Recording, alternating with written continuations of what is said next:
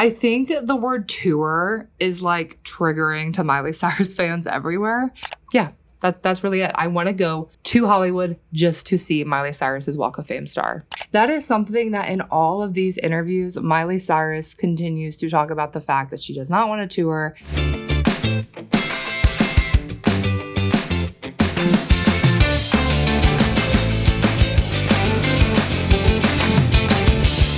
What's up, everybody? Welcome back to Talk Miley to Me. My name is Molly, and I have a solo episode for y'all today. Becky is busy with work, and as you guys may or may not know, we actually both have full-time jobs with kind of different schedules, so sometimes it's hard to be able to coordinate a time for us to both record. However, I love doing these solo episodes for you guys sometimes. It switches it up for me, and it is very different, I will say, but it allows me to practice just talking to a camera by myself. So I'm really happy that you are listening in here with me today. We have a lot to discuss. I really want to talk about all of the interviews Miley Cyrus has been doing, specifically last week whenever she was pushing her film out on Disney Plus and Hulu. She took one day, went out in LA and got on a bunch of like radio shows. So there's 5 interviews that we're actually going to talk about today, just talking about quotes and facts and just things that she said that I thought would be worthy to discuss on here. I am recording this actually on the 17-year anniversary of Breakout. Yes. Look at her. If you're watching, I have the vinyl pulled up. But this is a treasure to me, this album. This is... I was a Miley Cyrus fan before this album came out and got to experience the rollout back in 2008, already being a fan, which was really cool. But I feel like this was the first album, obviously, that it was just her. She was really putting herself out there without Hannah Montana, separate from the Disney Channel, and making herself known as a true artist. So when I think about this time, specifically July 22nd, 2008, it's very nostalgic and sentimental to me. Like it makes my heart warm because of I just picture, like, I remember all of the times where I was in my bedroom by myself jamming out to this album. This is like the album that kept me company on many Saturday nights where I didn't really have a lot of friends, but I had Miley Cyrus and a boombox, a CD player, and that's all you need. So yeah, this album is very special to me. I posted on our channel, or on my Instagram and my TikTok, kind of some of my thoughts on this album to celebrate the 17-year anniversary. We did a while back do a album breakdown, like a deep dive into Breakout.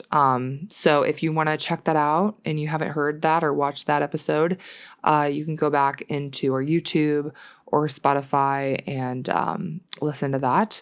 But yeah, so what do we have to talk about today? I do want to catch up on some things before we dive into the interviews. Miley also released Walk of Fame as one of the singles, and I think it was super smart. Like I said before, I wish she would have done that as like the first or second single before the album dropped. But at least we got it.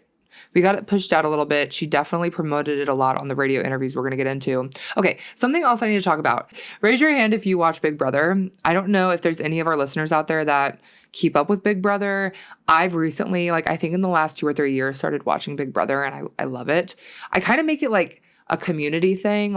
My friends and I, we have like a big group chat where every time the season starts on the first episode, we'll kind of draft our pick. Like we'll pick someone in the Big Brother house that we think is going to make it till the end and win. And it's just like a fun thing. And then at the last episode, we will all get together and have like a watch party and see who wins, like whose person wins the whole thing. It's really fun. Anyway, I had a moment scrolling on my timeline, scrolling on Twitter, that I noticed my 2 worlds colliding. Miley Cyrus was brought up in the Big Brother house. Y'all, I don't think this is on the show. I think it's just on. So they have 24/7 live feeds of the everyone in the Big Brother house. And Jimmy from Big Brother requested Miley Cyrus' Something Beautiful album for his HOH. And I want to play this for you guys because it's hilarious. Okay, whenever that song's done, could you actually go find him and send him up here? Yeah. This is the second song now, but I like this. Can you remind me of what this is when we leave? Yeah. I actually like Miley. I do too. I love her. I didn't know she was back. Yeah. See, her label doesn't promo her very well. Yeah, because that's definitely not giving Party in the USA Miley. Oh, no. Well, that was Miley when she was freaking 15. But do you know that's the last Miley I've ever heard? Okay, well, this would make a lot of sense for you. Yeah. Girl. But yeah, can you find Adrian and send him up here? Yep. I will. If Jimmy, if you're listening to this, follow our podcast. Come on the podcast. It'd be cool to have someone from Big Brother that is a Miley Cyrus fan on as a guest. So yeah, the fact that he said, yeah, her label doesn't promote her very well. Yeah, he kind of clocked. Miley's Spotify Billions Club live performance from Paris, like over a month ago, is going to be released in like 4K externally on Spotify. The promo video they posted, they haven't released a date yet for when that's going to be live, but the promo video that they posted, chef's freaking kiss. The production on it is giving me like reminiscence of like VH1 concert specials that they used to do back in the day. And I feel like as a society, we're kind of missing that since, VH1 isn't really a thing anymore, at least in the aspect of what it was back then, where they had like music videos on all the time and like even MTV, like that era of like showing us music, but also like some of the behind the scenes parts of the music and the concert specials that they would have. It's reminding me a lot of that. And I love that style of like music, documentary. So I'm really excited. Like I said, as I'm recording this on July 22nd, I don't have a date on when that's going to be pushed out, but I'm sure we're going to talk all about it on one of our upcoming episodes. Guys, I'm actually also recording this the day before my 28th birthday, which is insane to say. Time just really flies, And like I've already like kind of realized this, seeing that Breakout came out 17 years ago. Like I understand, but sometimes it really freaks me out how quickly time moves, and the fact that we're already like almost to August this year is wild. But it's been a great year. I'm looking forward to 28. I'm not scared of my 30s at all. I'm really actually excited to like continue growing and becoming a better person and, yeah, all that good stuff. So let's go ahead and dive in to some of these interviews. So I know there's a lot to talk about with these. I didn't pull out obviously every little thing, but I pulled out a lot of like the big parts of these interviews. Also, I thought the easiest way to do that would just be to like go through each one by one and talk about them instead of trying to like figure out where crossovers were and all that kind of stuff. So let's first start with her going on Audacy check-in with Brew. He like actually started out on TikTok and he became TikTok famous as a radio host. And then now I guess he works for Audacy, which is really cool. He posted before the interview was released, he posted a video of him in a Hannah Montana wig and Miley Cyrus. I thought that was really cute too. I think he's actually like a huge Miley fan. He seemed like it anyway. He seemed pretty gagged that she was there. But so yeah, of course they talk about the album. They talk about Something Beautiful. She notes that it's a spiritual follow-up to Endless Summer Vacation, which was more distant. And also continues to talk about the fact that ESV served as like a bridge into Something Beautiful, which is like fully immersive. And as this era has continued to move on, I have realized so much like that ESV really was supposed to be just a placeholder for her to actually have a vacation from doing all of the things that usually comes with rolling out an album, like these interviews. She's just done so much more press, promo, appearances with this era, which I think she's done with previous albums before Endless Summer Vacation. It's just not something, I think it's just something I kind of forgot about. I forgot that she used to do all this with each album rollout. And with Endless Summer Vacation, she didn't do any of that. And I thought maybe it was just the way she wanted to move her career going forward. But she's made it pretty clear that it's actually just, it was that album. It was actually supposed to serve as like an endless summer vacation for her. Also is asked about like how the visual album came to be. Like, was it storyboarded? Was it like by song, like music videos, all just kind of pieced together?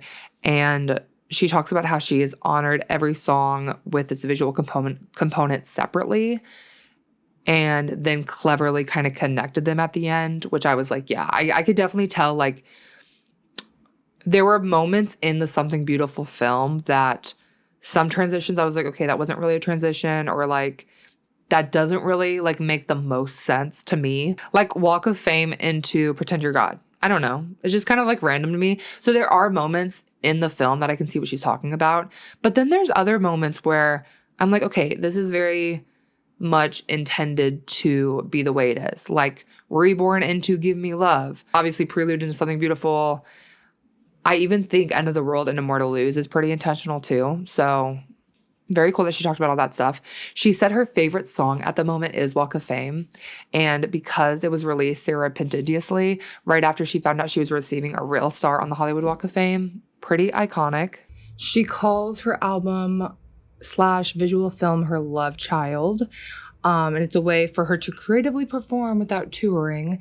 That is something that in all of these interviews, Miley Cyrus continues to talk about, the fact that she does not want to tour, that she has no desire to tour.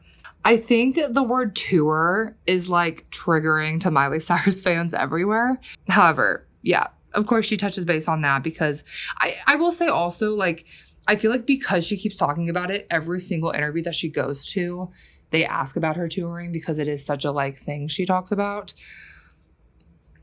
But I also have to point out, like, seeing a visual concert, like, for example, watching the Hannah Montana Best of Both Worlds concert film is not the same as seeing it in person in the flesh.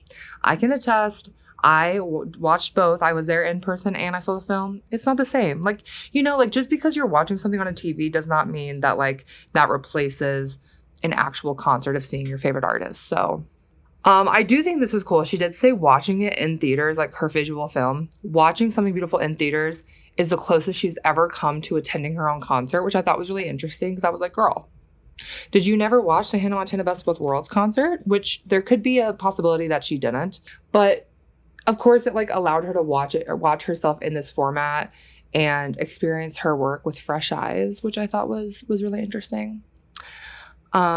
She also talks a little bit in this interview about her sport and training, including Viper training, and that her physical practice helps her avoid pouring anxiety into her music. Being an artist, especially if you're a touring artist, like, I think instantly of Beyonce or Taylor Swift, like, they're doing these massive performances, these massive shows. That is definitely like athleticism, in my opinion. Like, those women are athletes. I guess I could say the same thing about Miley's music too, like her dancing and the choreography in this film. Like, yeah, I could see that as athleticism. But I would even say like the way that she trains her vocals could be, I guess that could be also like a way of an athlete. But she also talks about how she feels competition belongs in sport, not music, and that she values depth and meaning over her numbers. Yeah, I don't think Miley likes to compete with any other artist. I know we have beef always happening between two women in pop music, I feel like. I mean, it's been Taylor Swift and Katy Perry. Now it's Nicki Minaj and I mean, I feel like Nicki Minaj is always in some beef. But yeah, Miley doesn't like to be in competition with other women in music. She really does not.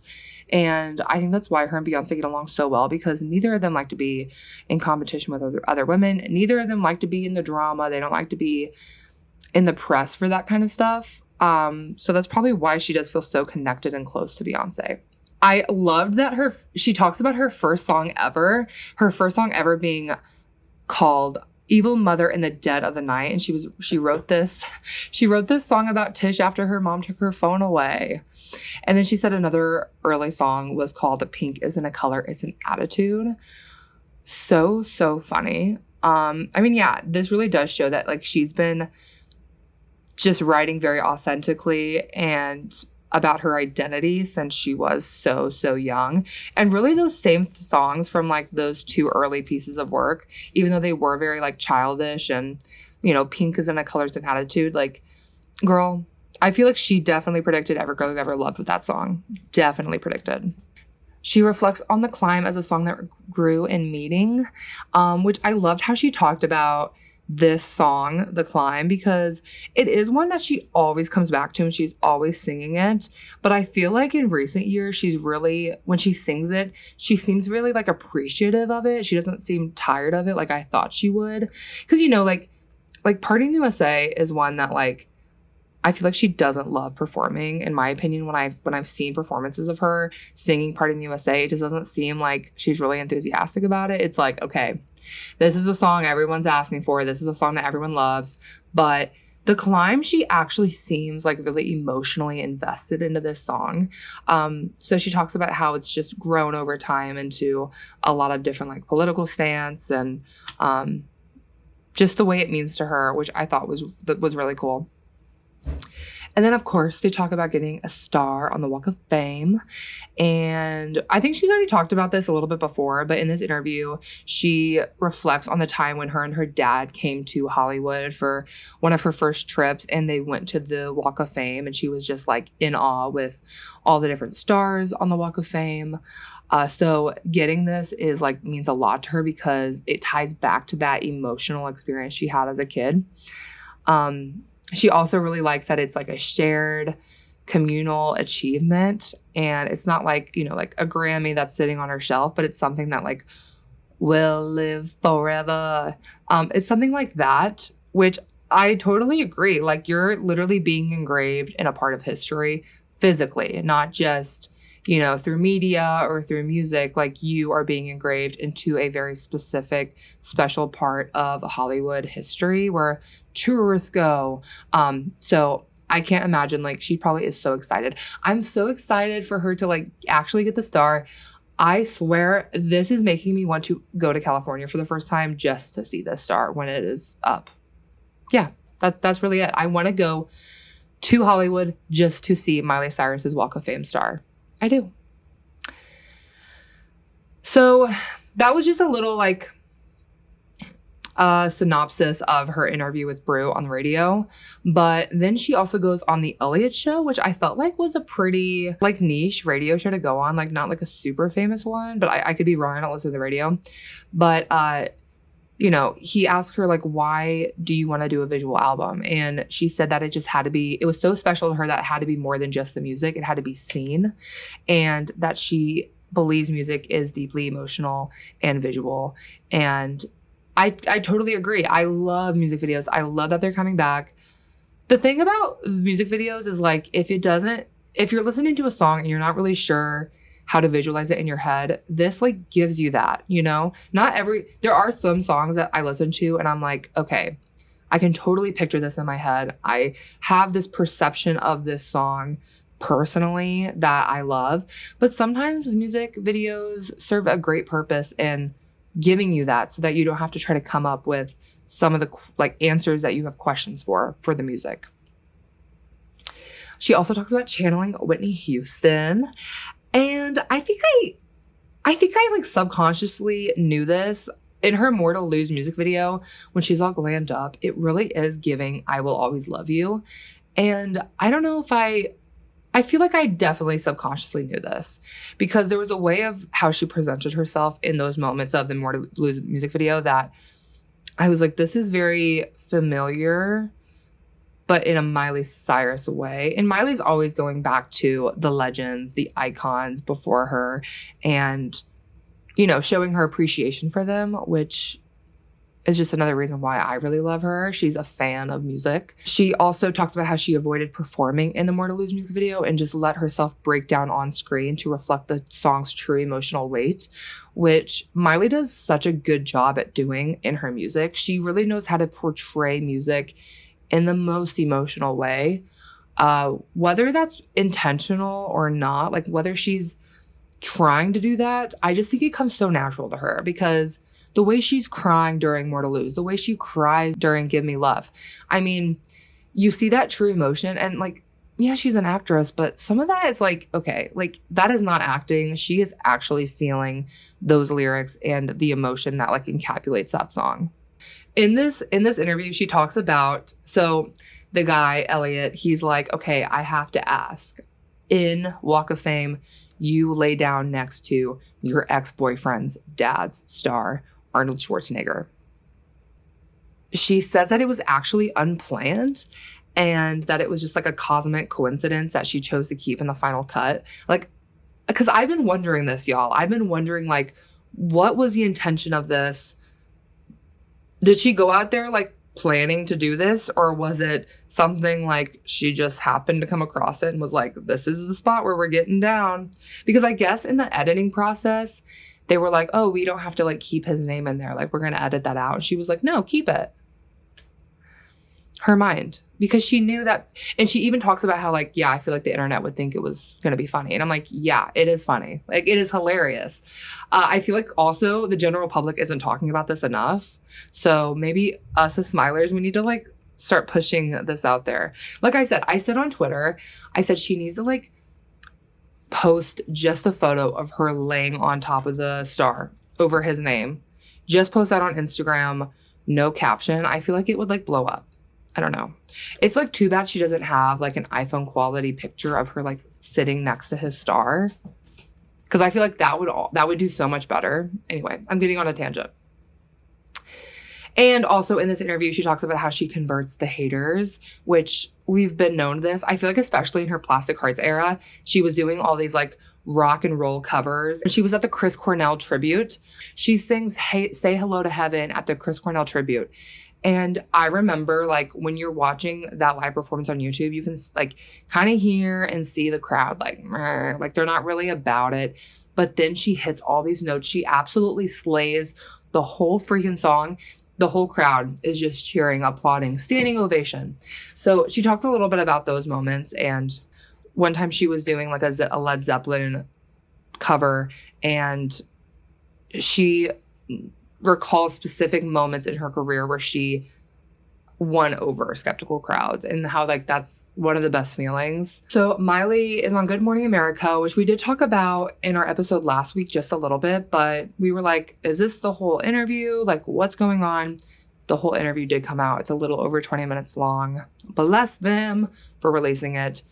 She looks so good. So I do like this interview a lot. They got into actually way more than just not touring, which I feel like the clips in the actual, like the day this interview kind of like got announced and premiered, I feel like they were just talking about the touring part of it.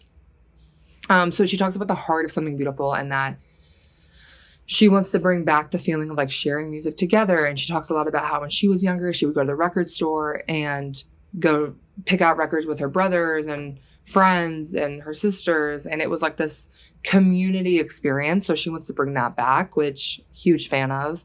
I mean, when I did see Something Beautiful in theaters both times, the first time being early in New York City at her Spotify event, that's time specifically because I was in a room full of Smilers. It was the most magical experience ever because just things would happen on the screen that everybody understood and everybody got. And it truly did feel like, for the first time, a physical community of people that I was a part of. So like, I agree. I think that is super important with music. I think it's important to bring community together over music. What I found was interesting about this part is that she talked about how when she was on stage with Beyonce, she really realized what having that fire for performing on stage and touring looks like, and that she personally doesn't feel it, which made me really sad because like in my head, I'm like, girl, you could be a Beyonce. You could be a Taylor Swift. So, but you know, at the end of the day, it comes down to what she wants and what makes her happy, which that's what I root for at the end of the day. But it did make me a little sad because I was like, wow, girl, like that could be you. But I get it. She should do what she wants to do. Something else about touring that I thought was interesting is that she wants her mind to be a place that she loves to live in, not something she loses. And they've talked about, you know, previous huge superstars that have kind of like lost their mind on the road, and that she doesn't want that to be her because, you know, and it makes sense. Like she lives with this brain forever. We all do, but she doesn't want to burn herself into the ground. It kind of made me feel like she's been in that place before where she has burned herself into the ground with touring. And that's why she's kind of like, she's put up these boundaries now of, I'm not going to do that because I'm protecting myself and my mind so that I can have a long career like Dolly Parton. And speaking of boundaries, she does talk about how after like age 14, when she went on the Best of Both Worlds tour, she started setting boundaries because she felt herself burning out and getting to that place. Her motto is only to say yes to like the full body yes, something that she truly feels super excited about and not just the maybes. So next she goes on air with Ryan Seacrest, and this was a very special interview to me because we just did our 2008 deep dives, and even in 2007, she went on Ryan Seacrest all the time in those early days, and you know, a few times here and there throughout her career, but this one was so nostalgic to me because she was back in the seats with Ryan Seacrest, and she starts off the interview talking about how she has been there for so long, and that last time she was there, she probably had braces, was probably in a Hannah wig. Miley Cyrus, who's been in that seat so many times. I feel like you've sat in that seat over the generations. I definitely have. I think I've been here with no teeth, with braces on my teeth, probably in a Hannah wig at some point. My grandmother, who now has passed, you know, who was your girlfriend, is what she told us all. Tony, do you know this? Yeah. That my grandma came here. My grandma's had the same glasses since 1960. They're literally, they're hot pink with diamonds everywhere. She also credits Dolly Parton for showing her how staying relevant comes from constant evolution and authenticity. Of course, they talk about her winning her Grammy because that's what everybody asks about in the last 2 years. She talks about how she's still anxious before big appearances, but reminds herself, don't run away. And she said one of the most surreal moments that she's ever had was seeing Oprah sing along to Flowers. I mean, yeah. That performing in front of her peers is really intimidating because she says that the Grammys, it's the best of the best, and that there's extra pressures because of that. She also talks about how when she did go to perform with Beyonce in Paris, that she invited herself. And she jokes that as Dolly's goddaughter, everything must become a project. But Beyonce was warm, inclusive, professional, and that she's the kind of woman who lifts others up that we talked about earlier. And I thought this was really cute, but she says that Beyonce gave Miley her riser to rise up into the stage, which she thinks is like a metaphor for strong women supporting each other. Something else about this interview that I found was really interesting is that she says she could easily do a 10-day silent retreat and that she loves spending time alone and often talks to herself. And like Ryan and the other girl on the station were like so surprised that she could go somewhere and stay silent for 10 days. But she says there's so much of her out there and she does do so much that she really looks forward to those like quiet times, which I found was really interesting. One of her favorite lines from the Something Beautiful album is from More to Lose when she says, "My tears are streaming like our favorite show tonight." The TV's on, but I don't know. My tears are streaming like our favorite show tonight. I love that line so much. I think it is such a cool line. And like that song really does deserve better. I rewatched the visual album on Disney Plus with my friend Evan, who he had not seen it. So I watched it with him for the first time. And he ended up falling in love with More to Lose after seeing the visual. Because I think he had held off. Yeah, he'd only seen Prelude through End of the World. He had not seen any of the other music videos. And he like got goosebumps from the More to Lose visual. He was just really invested in the visual. And I'm like, yes, thank you. More people need to realize that More to Lose is a superior song. It gets so slept on. I don't know why, but the visual just makes it so much better. And I do love that song. My tears are streaming like our favorite show tonight. She said that she worried that it was going to be cringy, but it actually ended up just working out. And it's kind of like a modern time capsule, like streaming, which I never even thought of it like that. I just really like the lyric. And she also finishes up the interview saying that she shamelessly listens to her album start to finish, specifically when she's like driving to Malibu. And sometimes she does skip certain songs due to like ongoing production notes in her head. And she loves that streaming allows her to replace mixes. Okay, this was the part of the interview that actually had me gagged. She said that she's done replacing of certain songs on Plastic Hearts and Endless Summer Vacation. She said the CD of those albums, there's songs on there that sound a little bit different than the streaming version of them. I don't think anyone's in the fandom has caught that yet, that there's little differences between the CD versions and the streaming versions of the songs. She then goes on to 104.3 My FM. She starts off this interview by talking about a hilarious story about jumping into a pool in sweatpants to save her dog, which is so Miley coded of her to do. Get new sweatpants. You're enjoying. I got new sweatpants. I was very excited. Yeah. But my dog had absolutely, she was under the water for a little bit too long. So 8:00 in the morning. Yeah. There I went. I was diving in the gosh, you butt. have to. But of course, as soon as I was in the pool, she popped up with the frisbee. She talks about her stationery and writing letters, and that she still sends handwritten letters on custom stationery, which is a fun fact I did not know. And she also talks more about the Walk of Fame moment and how she did get an infection, and that she actually wants the Walk of Fame to be sanitized and cleaned once her star is in there. So hopefully she does that. She implements that change, because from what I've seen on the Walk of Fame, it's really dirty and people throw their gum on stars. And I mean, who knows? I'm sure that people have done some nasty things to the Walk of Fame stars. So maybe when she puts her star on the Walk of Fame, there will be some changes to the sanitization of the Walk of Fame. She also goes on to SiriusXFM TikTok radio with Chris Olsen, which I didn't even know was a thing. I didn't know Chris Olsen had a radio station. But she talks more about the Beyonce performance. Obviously, every single interview they ask about the Beyonce performance. She also talks about how the 20-year anniversary of Hannah Montana is coming up in March, and that she wants to do something very special for that, which I love. I'm excited that she's excited to do something. And she talks about this too, but obviously, like, Miley would not be where she is at without Hannah Montana, so it is really special to her. I wonder what she plans on doing.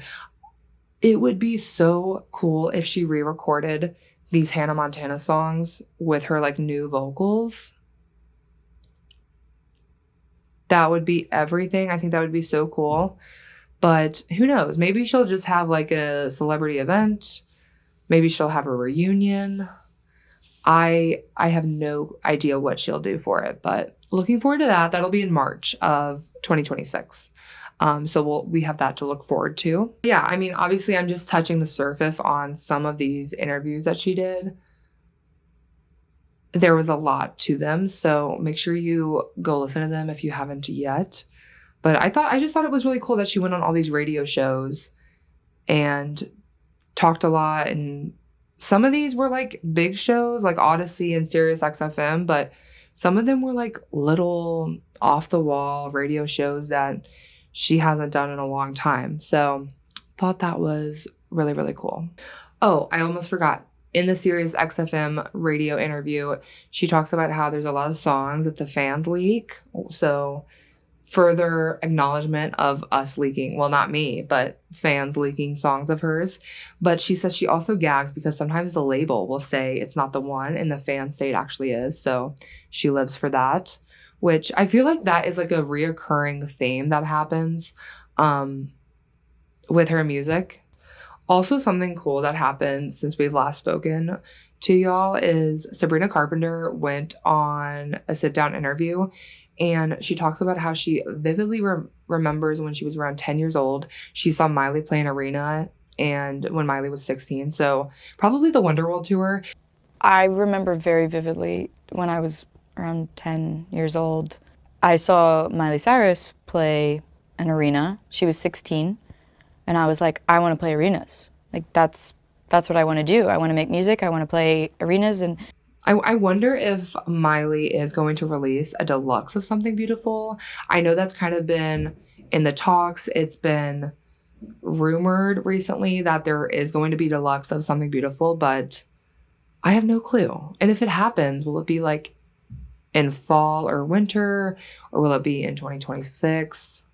That's also hard to determine, because I think of like Ariana Grande, she didn't release the deluxe of her last album until like a year after the original album was released. So who knows? I feel like she could do whatever she wants, but I know she's said previously that there is more to Something Beautiful. Like there's more songs that she wants to put out with this project. But as we know, she's always changing her mind with her decisions of music and just her career. So as much as I would want that to happen, I guess I'm not getting my hopes up for it. That's all I have for y'all today. I just wanted to come on here and say thank you. And it's crazy. I've been doing this for like 4 years now. I'm about to have my 28th birthday tomorrow. As this is dropping, it would have been yesterday. But just want to say thank you guys so much for letting me come on here and yap my face off to you guys and talk about Miley to you. But next week, Becky will be back. We'll be doing an episode. Make sure to leave us a speak pipe. If you want to be on an upcoming episode, it's speakpipe.com/talkmileytomepodcast. And this week on Patreon, we're actually putting up our draft to Breakout. So what we do with the drafts on Patreon is we take turns picking a song off of the album, whatever it is, this week being Breakout. We pick songs off the album to build like our teams, and then we see who has like the better team. So if you want to see us talk about Breakout a little bit more, you can go to patreon.com/talkmileytomepodcast. We just released our 2008 part 2 deep dive on Patreon last week, super early for Patreon members. So if you want to be included in that and all the other fun over there, make sure to go check it out. But other than that, thank you guys so much for tuning in, and I will catch you all next week on another episode. Bye.